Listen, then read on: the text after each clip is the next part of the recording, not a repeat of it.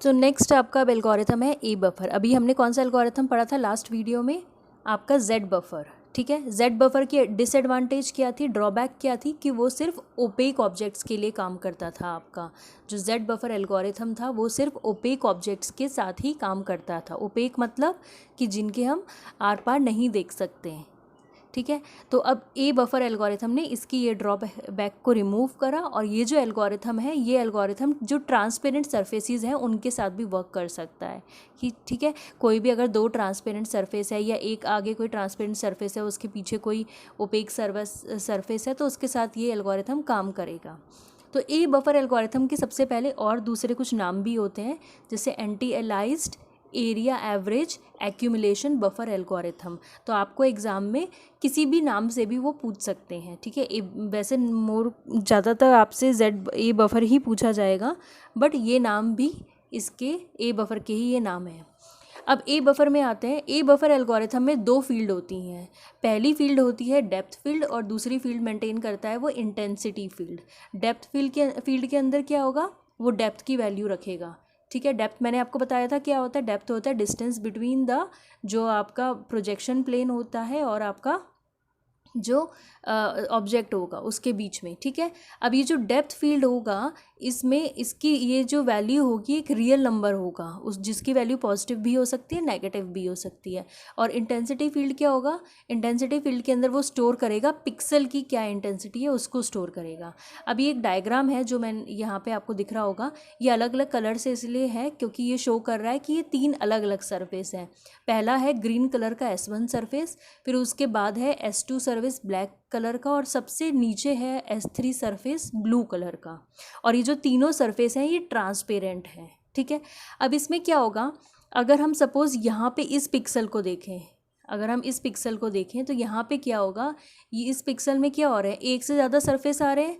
यहाँ पे ग्रीन भी आ रहा है और ब्लैक भी आ रहा है, क्योंकि ट्रांसपेरेंट है तो ग्रीन है ऊपर और नीचे ब्लैक है। तो इस पिक्सल में दो सरफेसेस आ रहे हैं, एक आपका ग्रीन और एक ब्लैक। अगर यहाँ पे देखें हम तो यहाँ पे आपके तीनों सरफेस आ रहे हैं, वो सबसे ऊपर ग्रीन आ रहा है, फिर ब्लैक आ रहा है, सबसे नीचे ब्लू आ रहा है। और इस वाले पॉइंट को देखें तो यहाँ पे क्या क्या आ रहा है, ब्लू और ब्लैक। और इस डॉट को देखें, इस पिक्सल को देखें तो यहाँ पे क्या है, सिर्फ ब्लैक सरफेस है।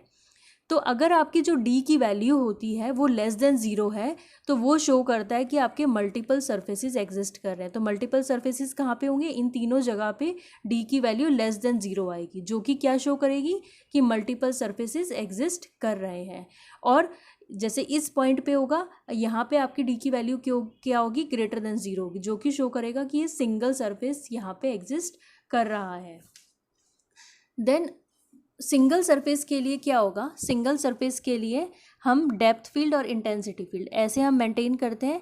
यहाँ पे डेप्थ फील्ड में आ जाएगा, सिंगल सरफेस है तो ग्रेटर देन 0 होगी डी की वैल्यू, और इंटेंसिटी फील्ड में हम इंटेंसिटी उस पिक्सल की जो इंटेंसिटी है वो यहाँ पे लिख देंगे। तो सिंगल सरफेस के लिए हम ऐसे मेंटेन करेंगे दोनों फील्ड्स को। अब मल्टीपल सरफेसेस के लिए क्या होगा, मल्टीपल सरफेसेस के लिए ये तो डेप्थ फील्ड हो गया जो कि हमारी लेस देन 0 होगी, क्योंकि वो मल्टीपल सरफेसेस है इसलिए डी की वैल्यू लेस देन 0 होगी, ये डेप्थ फील्ड में डेप्थ की वैल्यू आ जाएगी।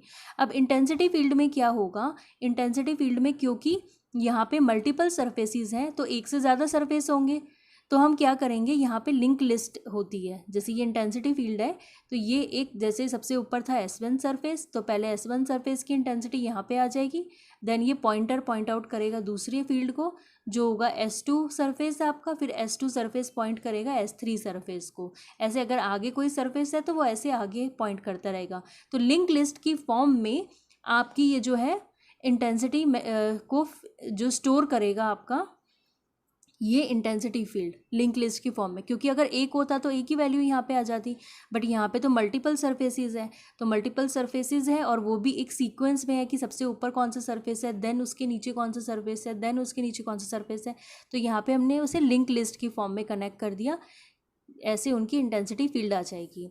अब यहाँ पे क्या क्या इन्फॉर्मेशन ये जो आपका ए बफर है वो कंटेन करता है, एक तो RGB की इंटेंसिटी क्या है, परसेंटेज ऑफ कितना ट्रांसपेरेंट है वो, क्या उसकी डेप्थ है, कितना एरिया वो कवर कर रहा है, क्या सरफेस रेंडरिंग पैरामीटर्स है।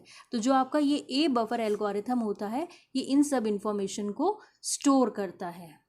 Thank you.